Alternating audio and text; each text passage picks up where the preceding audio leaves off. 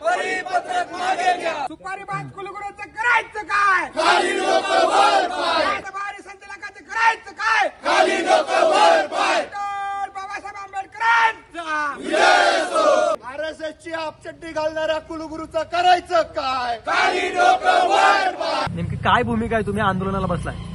विद्यापीठामध्ये जे काही मागील काही दिवसापासून चालू, विद्यापीठ हे राजकीय अजेंडा चालवण्याचं काम करते का राजकीय पक्षाचं कार्यालय असल्यासारखं विद्यापीठाचा कारभार आहे. तुम्ही आता जर पाहिलं तर व्हॉइस ऑफ देवेंद्र कशासाठी ही स्पर्धा राबवताय?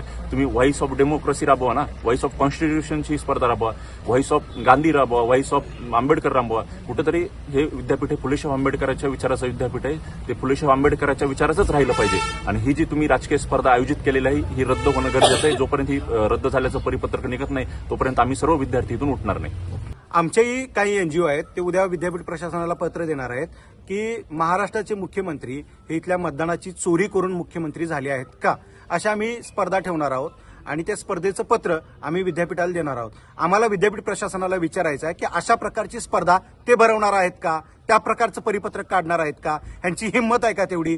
आणि हे विद्यापीठ हे भाजपचा अड्डा कुलगुरूंनी बनवलेला आहे. लक्षात घेण्यासारखी गोष्ट आहे, भाजपच्या पदाधिकाऱ्यांचे सर्रास कार्यक्रम या विद्यापीठामध्ये होतात आणि विद्यापीठ भाजपच्या विविध संस्थांना फंडिंग करत आहे.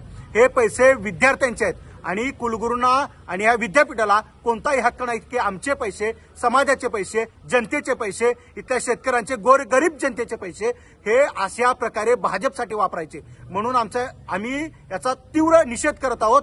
आणि जे भोसले सर आहेत, जे एनएसएसचे प्रकल्प अधिकारी आहेत, त्यांनी समोर येऊन मीडियासमोर ते परिपत्रक फाडलं पाहिजे, तरच आम्ही इथून हटणार आहोत.